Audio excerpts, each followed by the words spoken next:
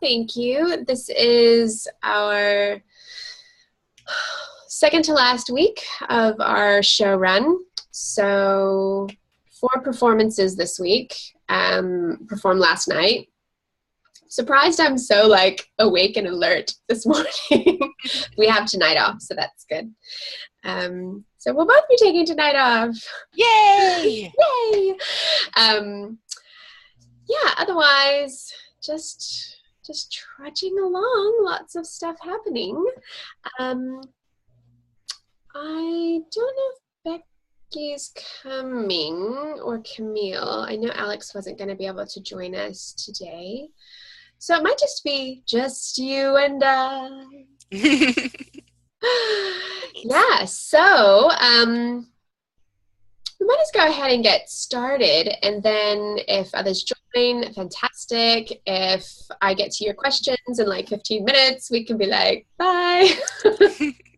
I will go ahead and start with Becky's question about will I go more in depth about the legals? Yes. And the funny thing is even though kind of they're called legals, I wonder if I could call them something else, because that seems to bring a connotation of scary. Oh, got to get it right, got to get it perfect. When I've got templates that we can use, but really you might not even need a disclaimer page, for example. So you'll just have to check. And I obviously am not a legal professional, so I won't be able to advise everyone on their own special, unique situation. Right. Table of contents, it's really pretty standard. I mean, whatever your chapters are, whatever sections they'll just be in the front with the page number. You won't be able to do a table of contents properly until your book is entirely finished, because you won't know what page number is. Right. With which chapter. A copyright page, there are the typical things that you need to have, but I've got a template for that, so I'll be passing that along. These are not the things that even though I've mentioned them, and it's important to know that this is a piece of your book, it's not the thing to focus on right now, or worry about crafting. It is one of those things that people who aren't sure how to proceed with their book will want to tackle, because at least that's something that they feel like they can do and make progress on. Yeah. But not going to allow that to be a procrastinatory measure. Yeah, so rest assured, those pages will be looked at the appropriate time, which will be probably in a couple of months when people's books are really getting fleshed out. And but as I said, something like a table of contents, you can't do it till the very end, strangely enough. Yeah, see, I'm a big outliner though, so I need that outline that becomes the table of contents later. So. Yes, and the outlining portion, as far as knowing what comes when, yes, but as far as being able to have it ready to insert in your book and know chapter 1 is on page 12, yeah, can't be finished until the end. Yes, so, but for sure, you want to outline your book. You want to know what your chapters are. You want to know what the content within the chapters are. And some people choose to have the main chapter and then all the little subheadings for easy reference. And some people just, chapter, you can go to it and you can see all my little headings once you're there. It's personal preference. Yeah, so that was her question. That was the only question that I received. So I'll ask you, Heather, did you have a chance to have a think about your archetype and how it would relate to the way you'll present your material, your ideal audience, you navigating this personally? Yes and no. I don't feel like I've spent enough time or thought on that at this point. But yes, it's been running in the back of my mind. I had some time earlier today to look at lesson 2 and take a look at that, although I haven't gone through the handouts. I have them, I just haven't gone through them yet.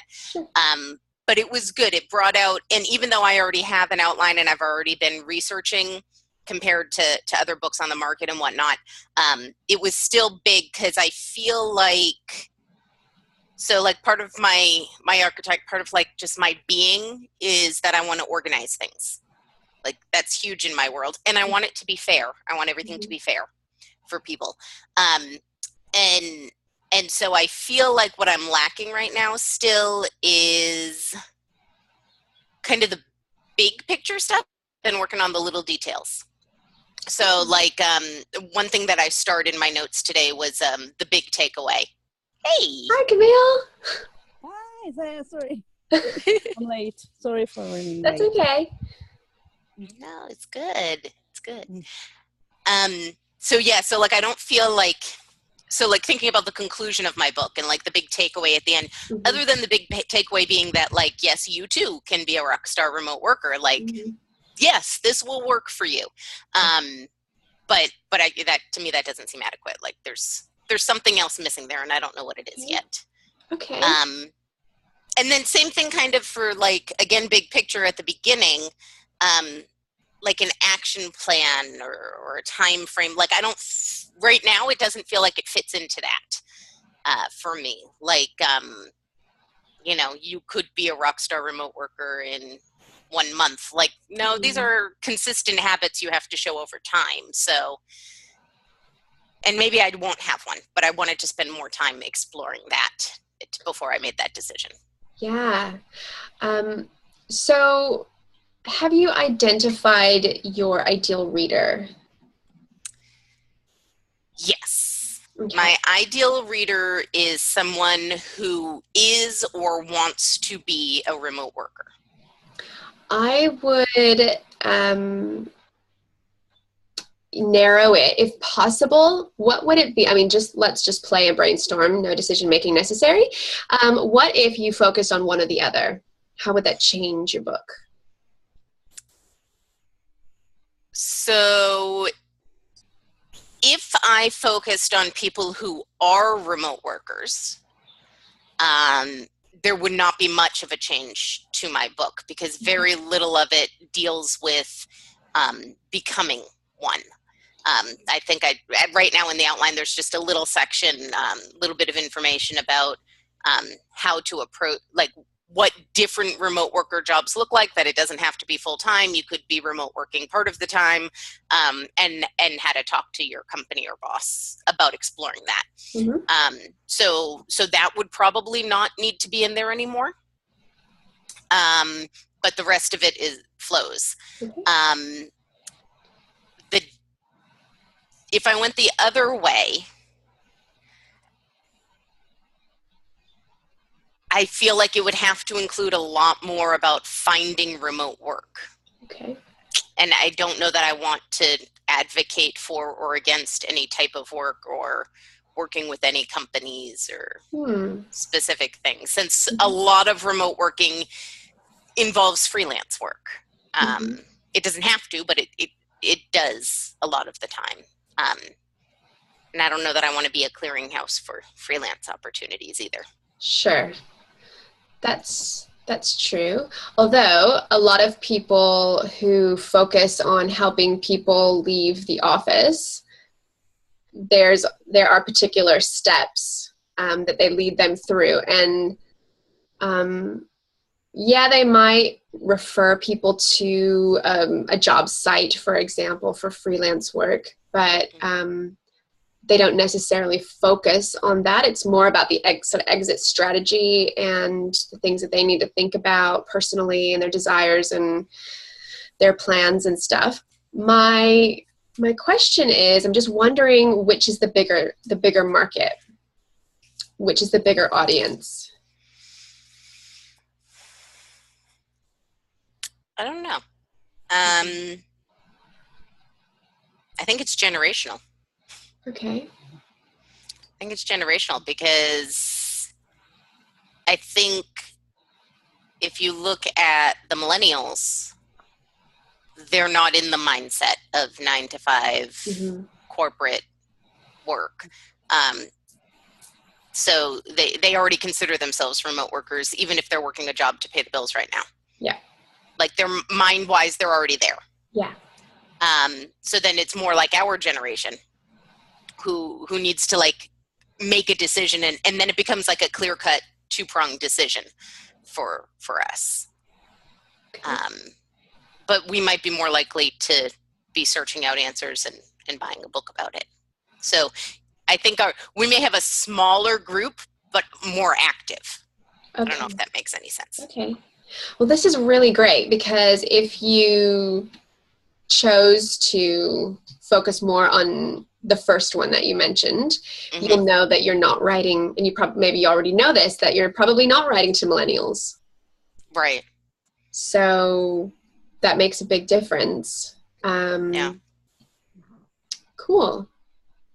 Yeah, because it seems, it is very trendy right now with the whole, like, let's be free, let's have, workplace independence and location independence and stuff. But I don't know that that's necessarily only for millennials are thinking about. No, I think what I'm finding is that you have like this group of people that want to be like digital nomads. They just want to travel the world and make enough money to keep doing that. Right. Right. Yeah. And that's what a lot of the stuff that's out there is geared to. You're right. It's all photos of people at the beach or at the pool or hiking a volcano or different Chris things. Gillibo. Yeah. And I'm like, that's awesome. But for most of us, that's not what we're looking for in our lives. Okay. Love that. Love that angle. That is like a point of difference for you. Yeah. So like for most of us, it's like, I want to get rid of my hour commute every day. Mm-hmm. I want to be more productive and not have the interruptions that you have in a typical office setting all the time. Yeah. I want to have a better work-life balance. I'm really feeling a subtitle being birthed right now. Yeah. Yeah.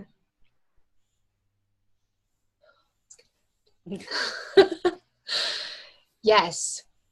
This is really good. So do you have your title already? A working title? I have a working title. Okay. How to be a rock star remote worker. Okay. I'm wondering, would you mind if I shared a little thought? I don't mind. No, I like thoughts. Excellent. So I'm thinking like, instead of the how-to in the title, put it in the subtitle. So rockstar remote workers. Now, interestingly enough, is the word rockstar something that non-millennials would be drawn to? Yeah. I don't know. Okay. I don't know. I kind of like I jumped on rockstar remote workers, and I think so, but I think in a different way. I think our vision of rockstar is different than theirs. Okay. Theirs is more like celebrity, selfie, Snapchat type rockstar, whereas ours is more like classic rock. I don't know. I could be totally wrong, but. Okay. All right. So for working title, it's like rockstar remote workers or rockstar remote working, how to, subtitle, how to, and just the stuff you said. I'm glad we're recording this because then you'll be able to go back and remember what you said. But definitely what I'm really feeling is definitely include the differentiation of who this book is really for. So it could even be like the non-millennials guide to whatever, like work on your own terms minus the umbrella drinks or whatever. Yeah. Minus the selfies on the beach. Yeah, something like that. I think just so that really when the person picks up the book or looks at the title, they know so much without a shadow of a doubt. This is my people. This is for me. Because I think without that, you might have a lot of millennials kind of like picking it up and being like, but I want my exit strategy. I'm not really interested in, knowing how to like communicate with my boss or like, right. So yeah, okay. That's cool. So it's interesting because originally when I first started thinking about this book, I thought it was going to include both workers and managers. And really early on in the drafting process, I pulled managers out and made it like its own thought baby that I haven't done much with. But every time I find stuff about managing remote teams, it goes into that thought baby to be dealt with at a later time. Nice. So now I almost wonder if it's 3. If it's like how to become one, you're already doing it now, rock it out. And then, how to manage these people. So good. Series of books, which establishes even further as an expert. And I don't know if you've had a chance to go through lesson 2, but I definitely talk about that. Don't feel like you have to put it all in one book. Allow it to be its own separate thing. So great. Wow, the vision is just expanding. I love it. Yeah, now if I could just make the hours in the day expand. I know. One thing I thought about for your archetype too, just briefly, is your archetype is also very much about simplicity. Yes. And so that could be almost like a little beacon. How can I make these terms simpler? How can I make this journey feel more simple, less encumbered? Because people want simple, they want easy, they want shortcuts. And the innocent archetype, one of them is very much clean, not a lot of stuff, kind of distracting and detracting from, the main message. And there's also potentially the theme of a simpler life, without the commute, without the stress of workplace politics and the environment of the workplace. Sometimes it's promoting a more simpler, I speak English, a simpler way of doing life. So that could be an element that your natural archetype could bring to this work. I like that. Cool. Notes. Hi, Camille. Hi there. Your sound is still soft. Oh, I don't know why. Maybe it's Oh, that's better. That's better. That was better. Okay. Just like I think my microphone was stuck. Yeah. Oh, perfect. Awesome. How's it going?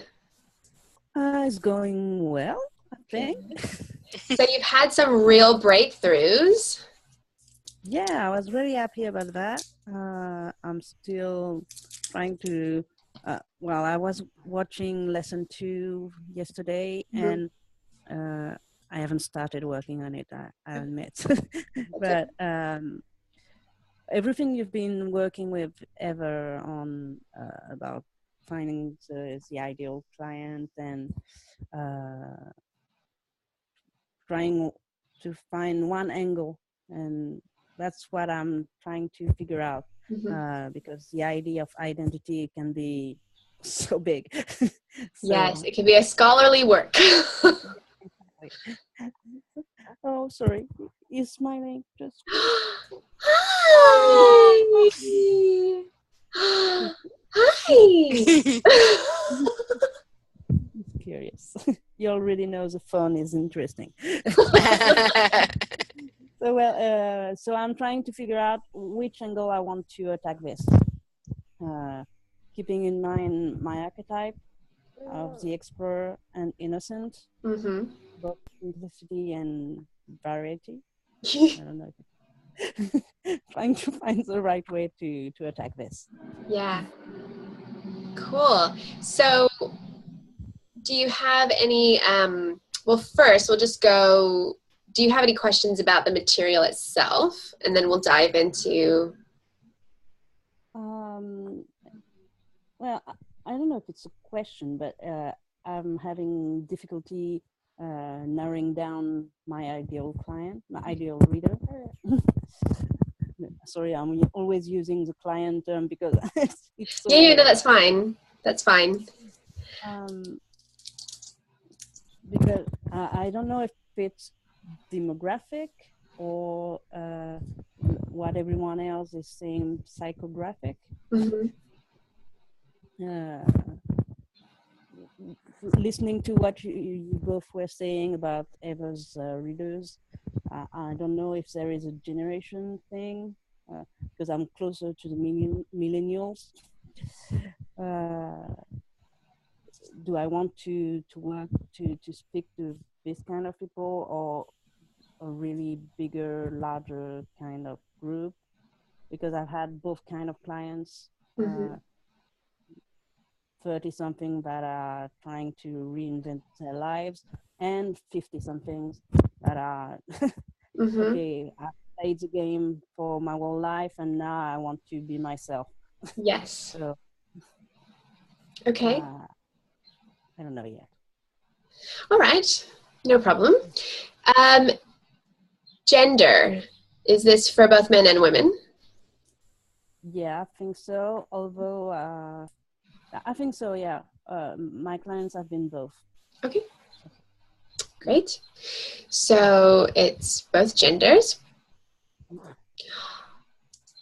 Now, you did say that it's for people who want to reinvent their lives.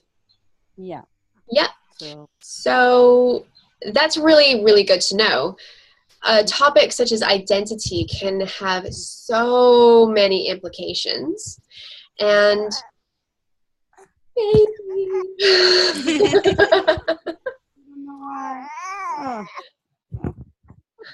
oh, buddy.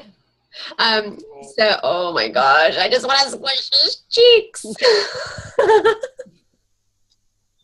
Okay, focus, Melissa. So, yeah, a topic like identity can have lots of implications, and it speaks a lot about process.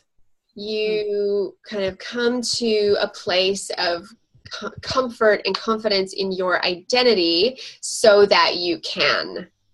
And it's so that you can, for you, what you were saying is reinvent your life. Yeah. So I think that's pretty clear.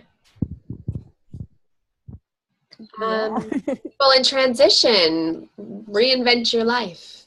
The life reinvention path.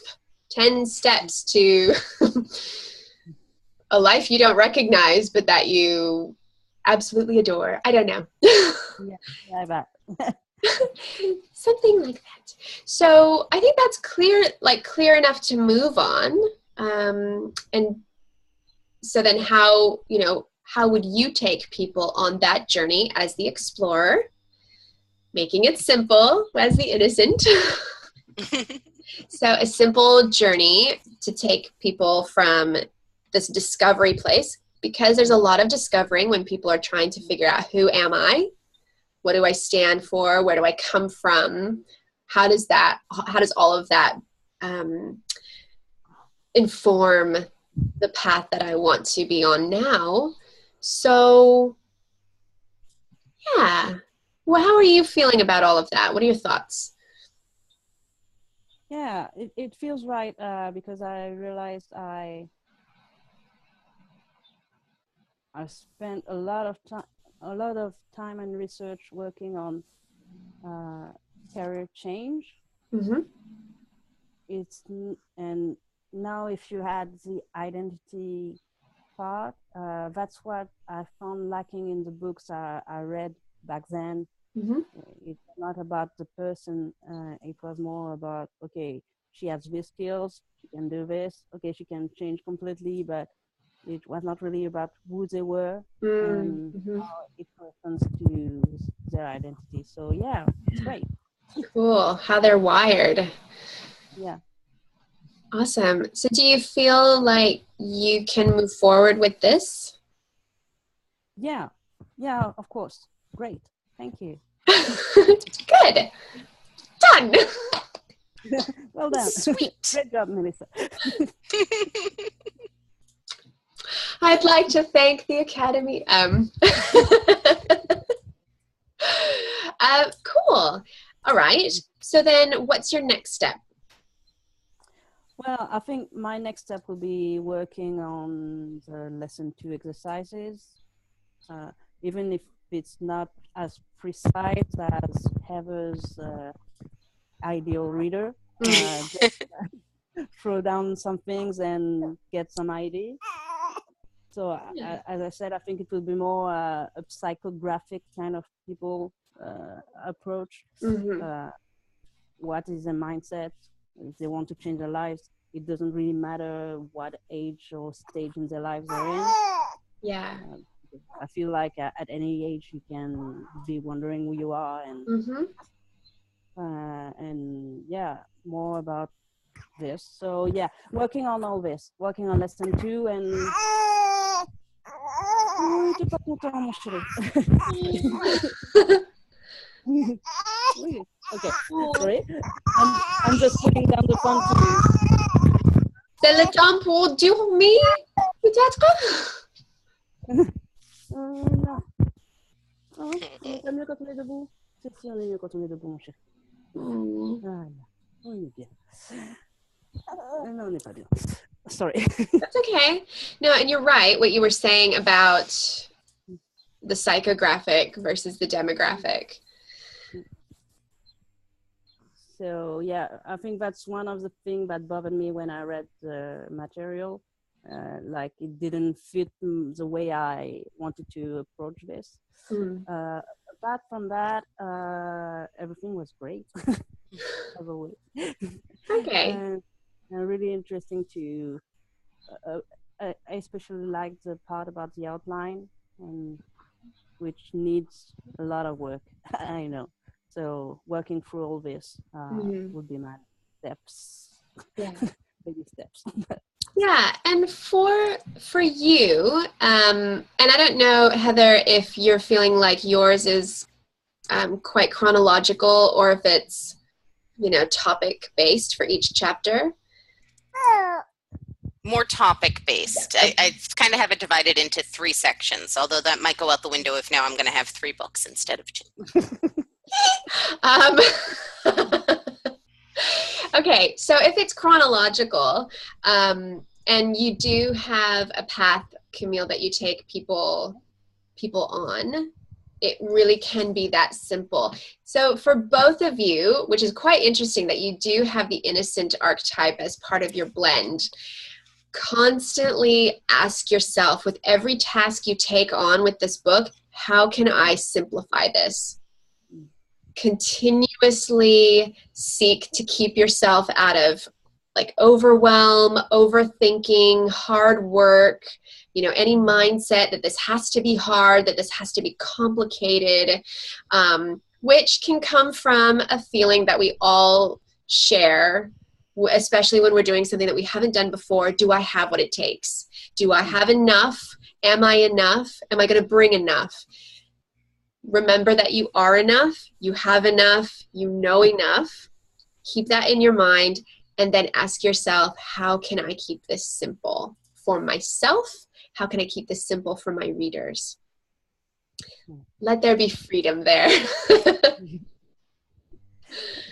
Are there any, we've got about 10 more minutes. Were there any other questions or thoughts that you guys have?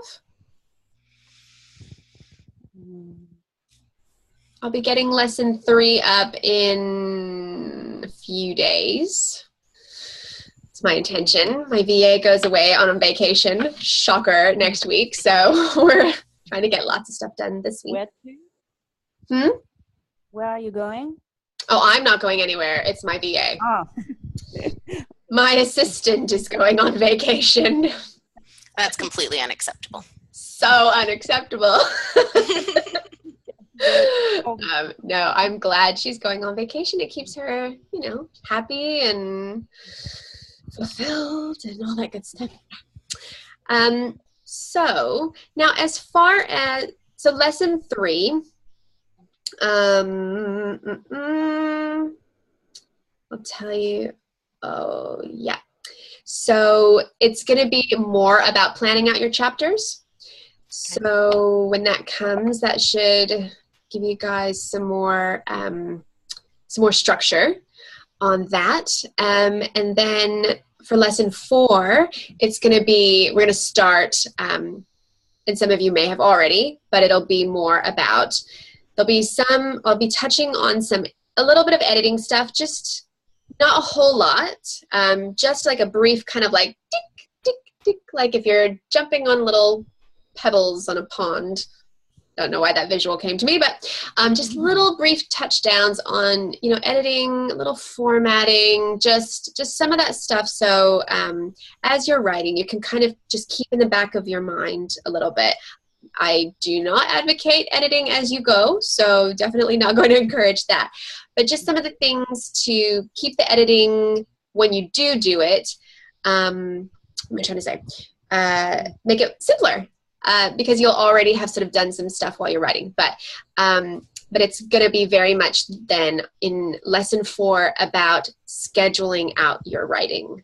So scheduling your writing time, scheduling your hoped for first draft due date, so that kind of stuff. So right now, again, we're just kind of keeping the nuts and bolts, a lot of brainstorming, getting clear. But in lesson 4, it will be very much knuckling down, okay, it's time to get writing. So researching now.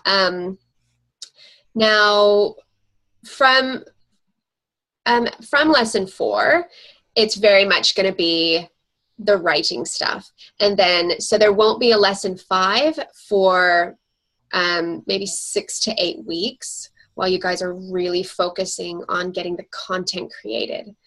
And yeah, then at that point, oh no, wait, I lie, because there's going to be a promotional module before then.